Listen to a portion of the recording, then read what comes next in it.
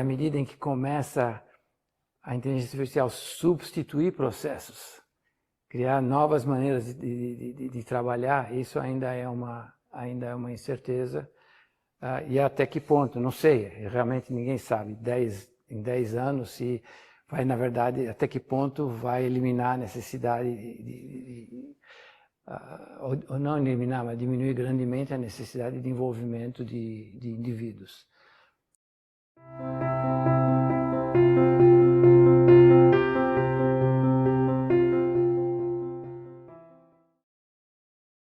Olá, sejam muito bem-vindos à Log TV, o canal de entrevista de conteúdo de áudio e vídeo da Tecnologística. Estamos aqui diretamente na FEI, em São Bernardo do Campo, onde a Tecnologística realiza hoje uma entrevista muito especial, reunindo importantes nomes do supply chain para uma conversa sobre tendências globais, benchmarking internacional, inovação e desafios de logística no Brasil. Temos a honra de receber o professor Walter Zinn, da Ohio State University, uma das principais referências internacionais na área de supply chain, ao lado do professor Mauro Sampaio, da FEI. Esse especial conta com o apoio institucional de duas importantes empresas aqui do Grande ABC, ligadas ao setor logístico. A Gesbeck, que é uma empresa mais de 50 anos de história, pioneira em operação de Porto Seco e CLIA aqui em São Bernardo. E a Tegma Gestão Logística, que é um dos maiores operadores logísticos do país, com atuação internacional e sede também aqui em São Bernardo. Nós agradecemos, Tecnologística agradece a FEI pela parceria e pela recepção para essa conversa, que certamente trará reflexões muito relevantes sobre o presente e o futuro das cadeias globais de supply. Vamos começar? Professor, na sua visão, quais foram as grandes transformações da logística e do supply chain nos últimos anos e como o comportamento dos mercados e dos consumidores influenciou essas mudanças? Então, muito obrigado pela oportunidade, agradeço a oportunidade de poder conversar com você. Como você sabe, Shirley, o meu histórico com a Tecnologística vem desde a fundação. Sim, é um prazer para nós. Eu me lembro perfeitamente de quando você começou essa empresa de sucesso na área de logística que todos conhecem. Também é um prazer estar aqui visitando o Mauro na FEI, que tem um programa excelente de treinamento em logística e supply chain. Estivemos aqui conversando sobre o seu programa e acho que o Brasil está muito bem servido na área de logística, de preparação de profissionais em logística. Quanto à sua pergunta, eu acho que você tem 3 áreas principais em que estejam ocorrendo nos últimos anos, mas que continuam tendo impactos importantes. Primeiro é tecnologia. A tecnologia continua a avançar a passos largos, obrigando empresas a mudar a maneira como eles trabalham. O segundo são eventos geopolíticos, quer dizer, o Brasil também, mas a minha realidade nos Estados Unidos é de que eventos geopolíticos, guerra, tarifas, têm afetado a logística das empresas de uma forma muito importante. E a terceira é o comportamento do consumidor. O consumidor americano continua evoluindo, continua querendo cada vez mais last mile, cada vez mais entregas em casa. Compras são todas feitas por telefone agora, né, digitalmente. Quer dizer, essas seriam, podemos falar um pouco sobre cada uma, eventualmente, mas eu vejo essas serão as 3 áreas de tendências com maior impacto. E o Brasil, Mauro? Muito bem. Primeiramente, é um prazer aqui estar recebendo a Tecnologística, a parceria que nós temos já há alguns anos, né? E nós estamos aqui no Digital Supply Chain Lab da FEI, né? E é um prazer receber o Walter Zinn aqui, meu orientador há 20 anos atrás, né? Parece que foi outro dia, né? É um prazer, sempre foi a minha referência em termos de logística, em termos de pesquisa, né? E é um orgulho ter um brasileiro entre os principais pesquisadores do mundo, né? As principais mudanças, o Brasil, claro, ele acompanha os Estados Unidos num ritmo um pouquinho mais lento, digamos assim, né?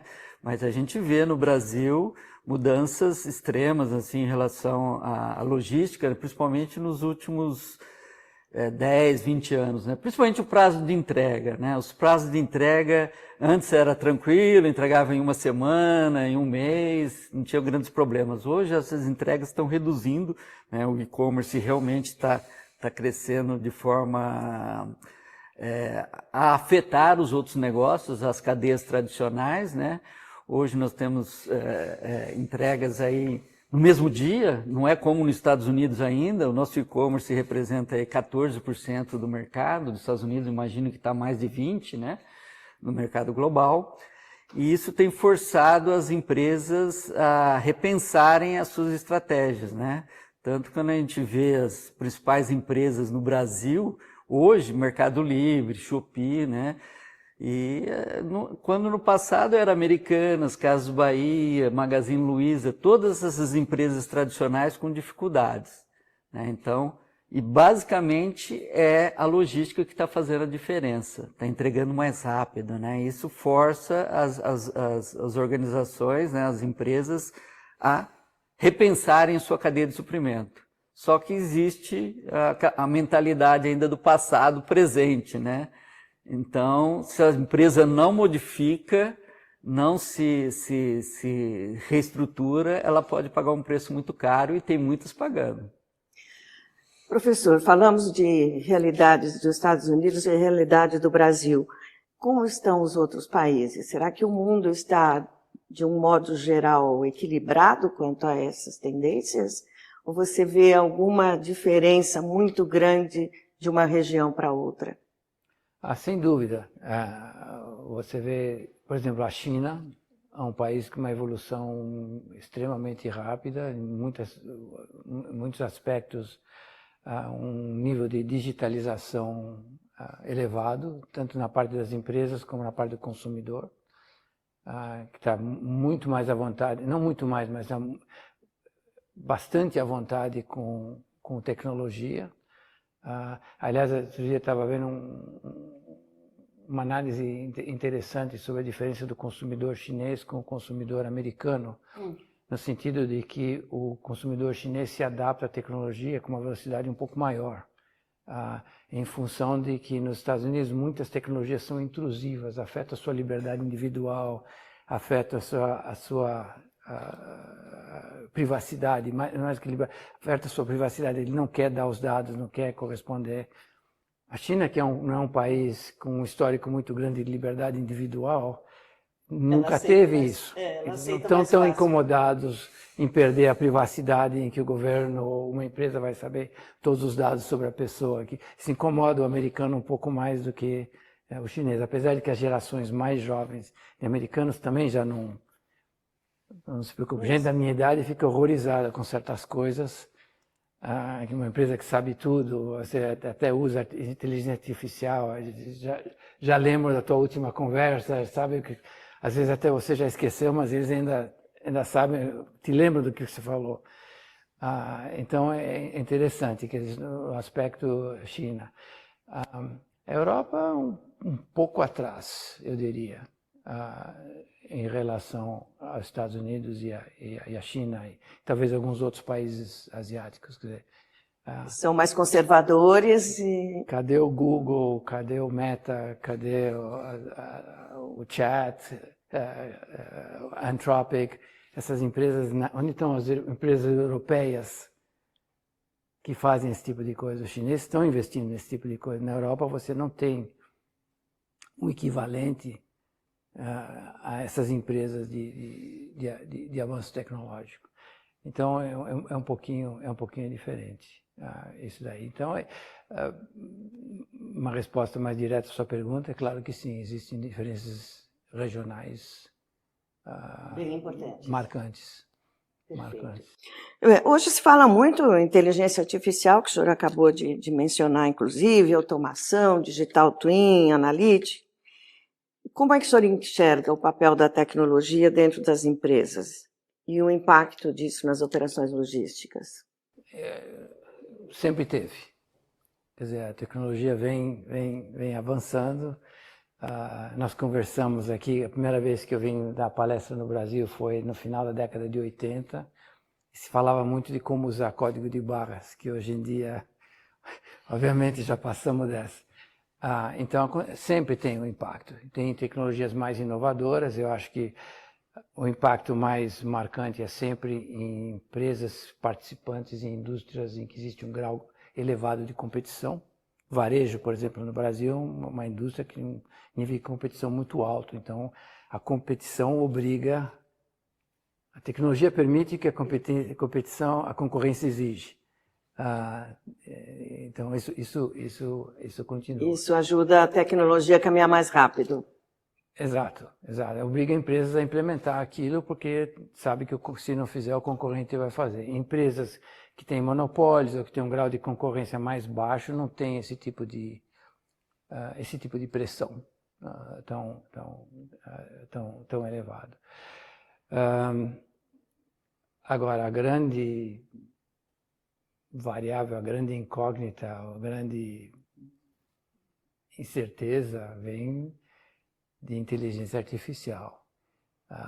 Não tanto machine learning, que isso já está mais incorporado, mas a parte de large language models, como não sei como dizer, vou falar LLM, de large language LLM, ninguém sabe. Na minha opinião, quem acha que sabe o que vai acontecer, não sabe o que está falando. A curto prazo, sim, a empresa adaptando, a inteligência artificial está afetando a maneira como as pessoas trabalham, o trabalho de uma pessoa é cada vez mais eficiente, trabalhos manuais estão sendo repostos.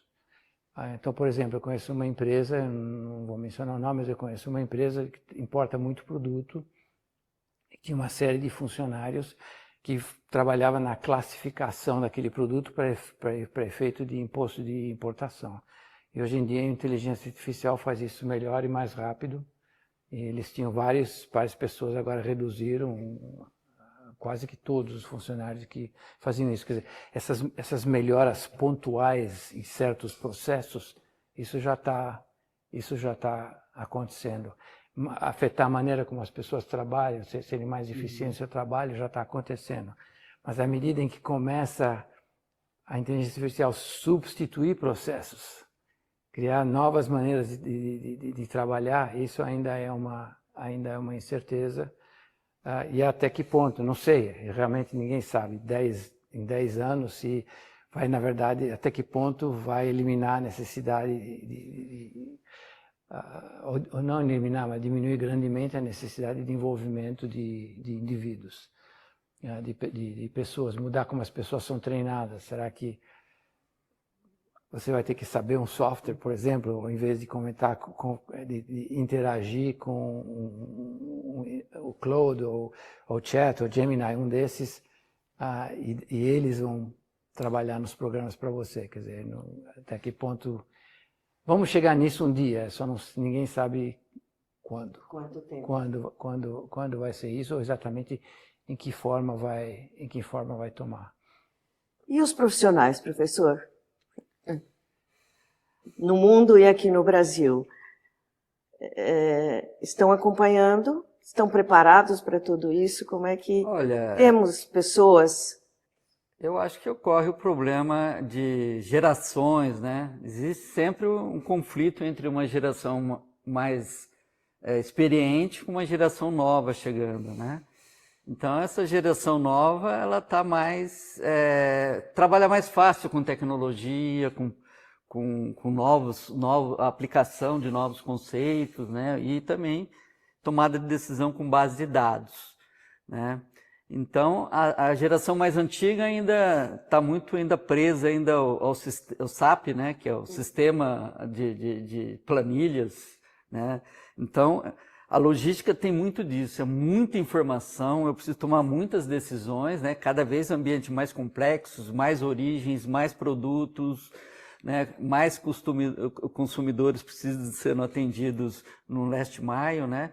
Então, já não dá mais para tomar decisão com planilhas. Então, tem muita tecnologia que as empresas passaram por uma fase de implementação do ERP, dos vários módulos do ERP. Ainda não está implementado todos, né?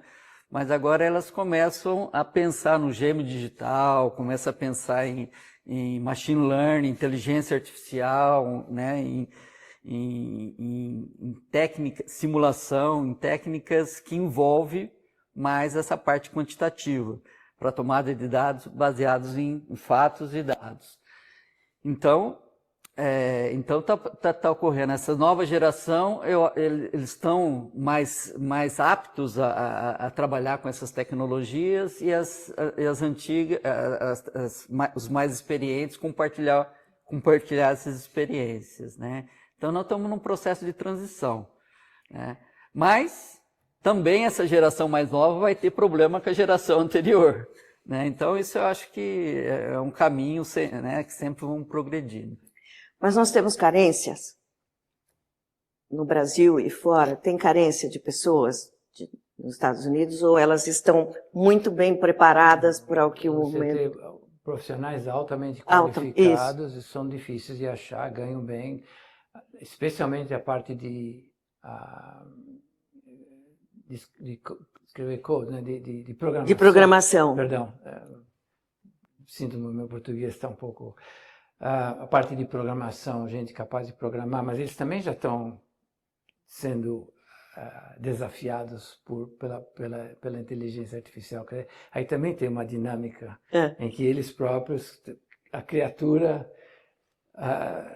impactando o criador, né? Um esquema desse tipo. Você tem a parte de falar especificamente de preparação de pessoal, você tem uma preparação mais tradicional, que continua sendo importante, continua tendo que se preocupar com transporte, estoque, esse tipo de coisa, esse tipo de necessidade vai certamente continuar por muito tempo, mas também prepará-los para as incertezas que existem no mercado hoje em termos de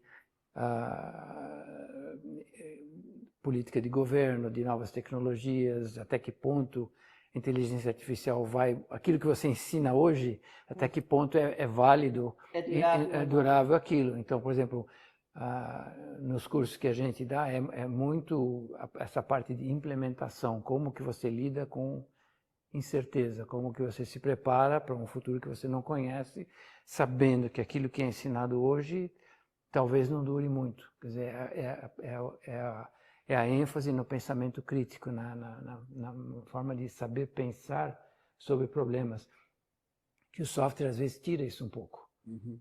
Quer dizer, você tem o conceito, e o software faz, até que ponto você pode avaliar criticamente aquilo que o software está fazendo, que é uma coisa importante, tem que ser feita, e o pensamento crítico tem que ir por essa área, preparar as pessoas a lidar com um nível grande de incerteza.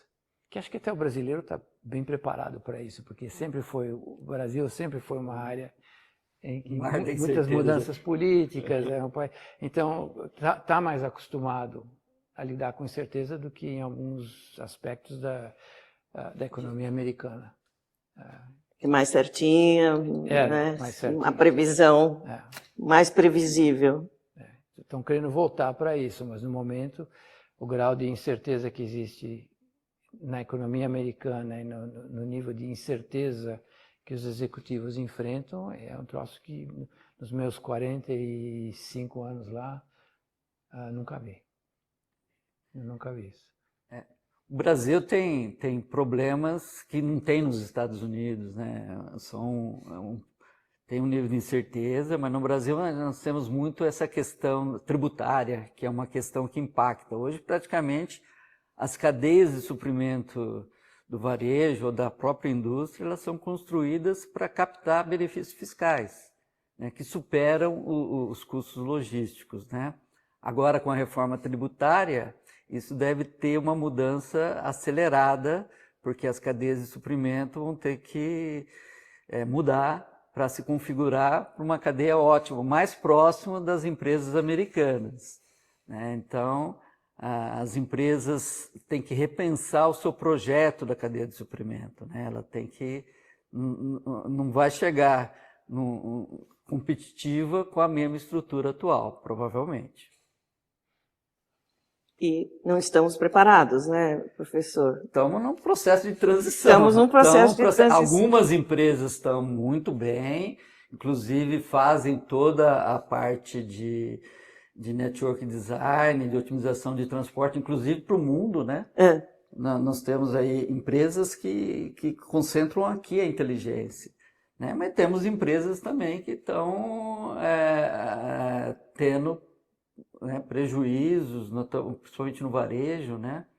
Então, tem de tudo no Brasil, né? Tem empresas avançadas, algumas que estão acompanhando e aquelas que estão ficando para trás. Para lidar com incerteza, eu acho que vale lembrar um pouco a diferença entre educação e treinamento. Quer dizer, se existe um nível de certeza maior, o treinamento é fundamental. Você aprende a fazer uma coisa, uma vez que você aprendeu a fazer aquela coisa, você continua fazendo aquela coisa com algumas mudanças, mas é aquilo. Quando o grau de certeza é muito grande, a pessoa tem que saber pensar, tem que saber se adaptar, tem que saber lidar com novas situações.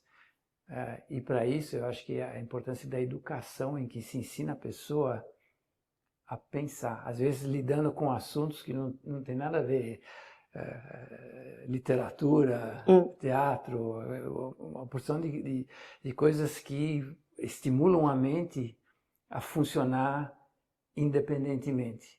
E essa é uma mente mais adaptável, quer dizer, o impacto, muito do futuro da logística, dado esse cenário que veio hoje, passa por recursos humanos. Sim. Não só a tecnologia, o recurso humano. Que tipo de pessoa você traz? É alguém não necessariamente somente treinado em fazer certas coisas, mas alguém que o empregador vê que tem capacidade de raciocínio independente, de adaptação, de saber lidar com situações novas. Então eu vejo um relacionamento muito forte entre essa área de recursos humanos e de logística e supply chain. O senhor também tem percebido isso, professor? Sim. Existe a conexão entre pessoas, processos, tecnologia e estratégia da empresa, né? Eu preciso conectar esses pontos alinhados, né? Porque só tecnologia não vai resolver, né? Não significa... mas sem a tecnologia também não vai resolver, entendeu? Então, existe aí um conjunto aí de habilidades que os profissionais têm que estar captando, né, e aberto ao novo, né, porque às vezes as pessoas são resistentes a mudanças, né, e isso às vezes atrapalha. Mas os desafios estão aí, a logística, quem vai trabalhar com logística, o Zinho até comentava no passado, né, tem que saber de quase tudo, né, eu tenho que trabalhar, né, conhecer o consumidor, a parte administrativa, tributária. Visão holística. Tem que ter uma visão holística, porque o relacionamento é muito grande, entendeu? Exato. Não é fácil. E olhando para o futuro, quais tendências vocês acham que vão prevalecer e que conselho vocês deixariam para as empresas e para as pessoas, para os profissionais do nosso segmento? Não sei, eu creio que nós um pouco já abordamos isso, quer dizer, o nível de incerteza continua, a esperança de que talvez a coisa se estabilize um pouco, né, no futuro, mas o avanço tecnológico continua, deve continuar cada vez mais. A esperança de estabilização que eu me referi é mais no aspecto geopolítico, de política governamental, que pelo menos nos Estados Unidos você podia esperar algum tipo de um pouco mais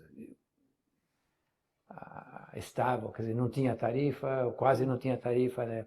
Depois começou a mudar a tarifa toda semana, mudava como que você se organiza para trabalhar nesse tipo de ambiente. Agora, no momento, parece que está estabilizando isso daí um pouco mais. E não vamos esquecer do comportamento do consumidor, quer dizer, cada vez mais voltado para digitalização, as pessoas se comunicando através de telefone mais do que pessoalmente. É uma tendência que continua, a facilidade para comprar coisas que você tem hoje. Para onde vai esse tipo de coisa, eu não sei, é diferente. Por exemplo, uma mudança de comportamento que é interessante é essa geração de hoje americana, pessoal que tem 25 anos, um pouco mais, um pouco menos, tende a se comunicar mais por telefone com os amigos, por redes sociais. Do que pessoalmente. E o consumo de bebida alcoólica nos Estados Unidos está caindo. Porque eles não vão mais no bar encontrar Eles com não os se amigos. encontram mais para... É Coisa verdade. É diferente. Então, especialmente nessa geração, existe um impacto já visível no consumo de bebida alcoólica. Tem gente que vai ficar feliz com isso, tem gente que vai ficar infeliz com isso. Depende do caso, mas é uma realidade. Quer dizer, comportamento de consumidor... É o que puxa o mercado. Tudo. Quer dizer, a economia americana é meio única no sentido de que 2/3 da economia é consumo. Mais do que a maioria dos outros países, certamente mais que o Brasil. Então, o consumidor é e vai continuar sendo o rei. O que puxa a Onde cadeia. Para onde vai o consumidor americano, vai todo mundo. Vai a indústria, vai o governo, vai todo mundo. Obrigado, professores. Professor Walter, prazer tê-lo como membro do Conselho Editorial da Tecnologística há mais de 30 anos. É um prazer. Sempre... Foi um prazer. Foi bom revê-la. Obrigada. Então você acompanhou mais um episódio especial da Log TV, o canal de conteúdo da Tecnologística. Obrigada a todos. Esse episódio estará disponível no portal Tecnologística, no YouTube, nas redes sociais e nas plataformas de áudio. Obrigado pela audiência e até a próxima.